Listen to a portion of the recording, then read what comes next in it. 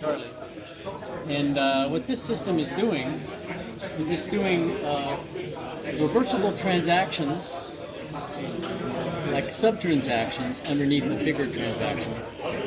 And it's doing this on a wire in between two FPGAs that are connected to these two nodes. And the only connection between these nodes is those FPGAs. And they aren't really talking to the nodes very much. They're basically talking to each other, and they're sending a packet back and forth, constantly cycling, and without any waiting time in the FPGA, they're sending it back. And there's a protocol, it's a seven-state protocol.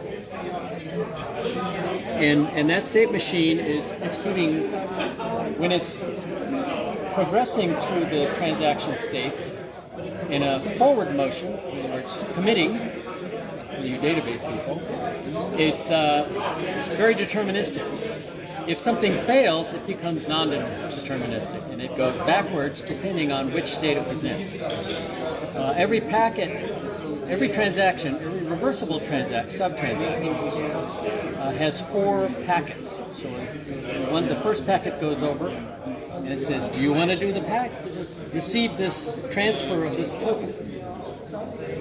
And the answer is yes. And the way I've got to code it now, because I'm making it run fast, is yes. And then the next packet goes over with a token in it, transfers it. Think of it as a conserved quantity, like some sort of financial thing. And then the answer coming back from the other side is I've got it, and you can empty the garbage can that you put the token in when you handed it to me. So now there's only one copy. It's atomic, and the idea is the reverse protocol, which kicks in if the link fails or if something else fails, takes it back to the original state of where the token was in a guaranteed way. And that is executing across these two FPGAs at a very high speed, because it's basically not involving the computers on either side. It's just moving these tokens back and forth and making progress and counting up this count for the reversible transactions, which is going up, as you can see, at warp speed. And there's basically the packet rate is like 4.5 million packets a second, which is pretty good on one link. And that's because the latency for a given packet go from one FPGA and get processed in the other and replied back is 220 or so nanoseconds. And this is what drives the speed of this thing, right? Because there's no computers involved.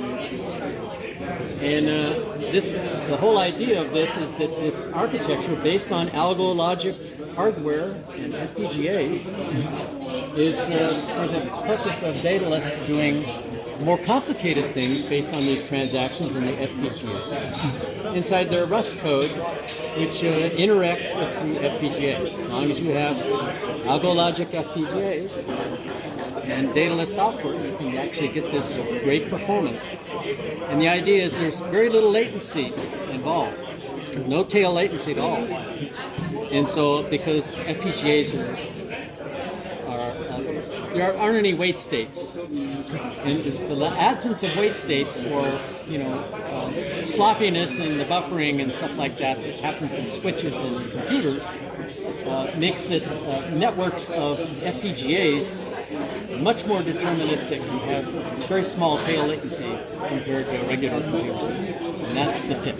Okay.